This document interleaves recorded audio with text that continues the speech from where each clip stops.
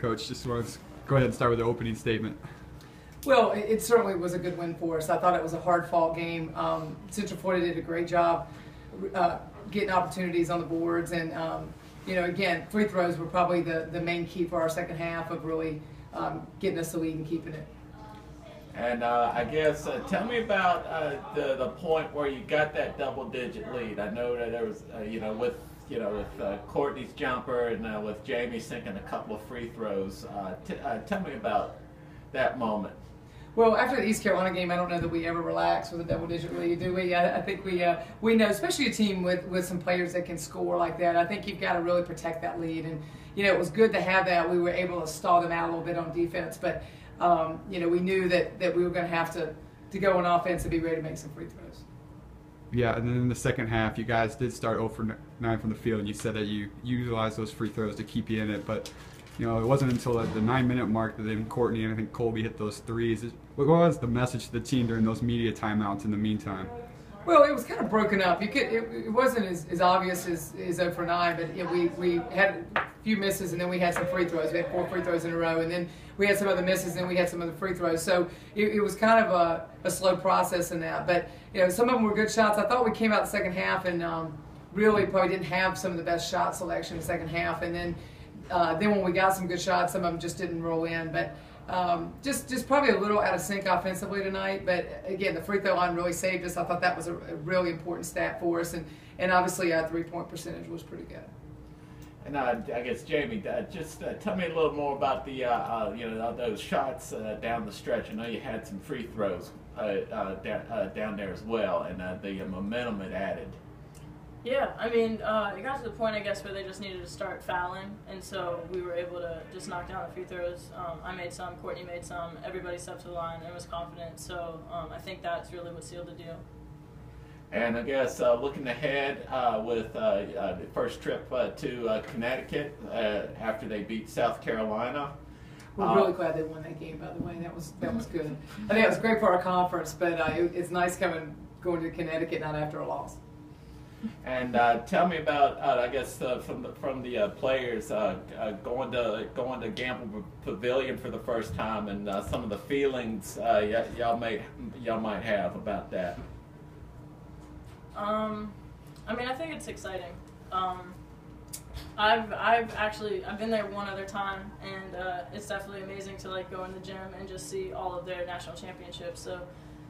It's going to be a very, very cool experience. I know we're excited to play them. They're an unbelievable team. They have great players, so I think we're just really excited for the experience, and hopefully we play as well as we can.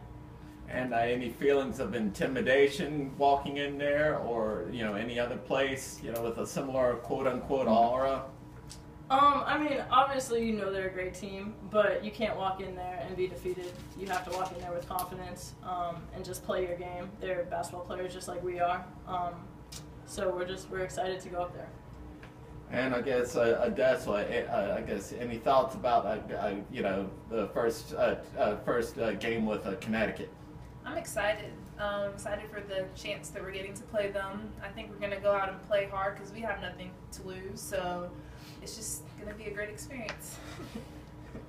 And I guess anyone, I guess, what is this? Going to play Connecticut after a win, do for y'all? Any specific momentum?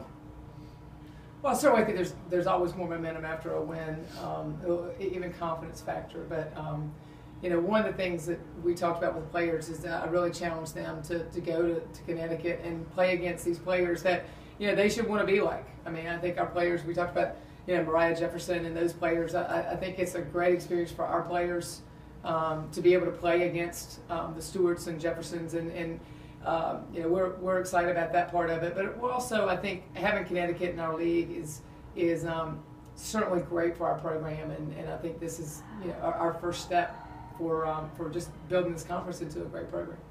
And I know you've grown up around some great women's basketball, with K-Al, and spent time on